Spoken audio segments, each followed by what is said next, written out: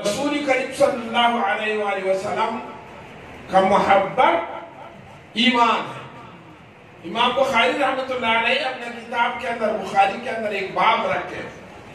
امام بخاری کا یہ عادت ہے باب فلان باب فلان باب فلان، وہ ایک جگہ پہ رکھے باب حب النبی علیہ السلام من الایمان۔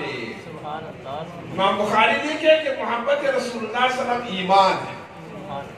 کسی کے اندر میں محبت رسول اللہ صلی اللہ علیہ وسلم نے، اس کے اندر ایمان نہیں، ایمان سے وہ شخص خالی ہے۔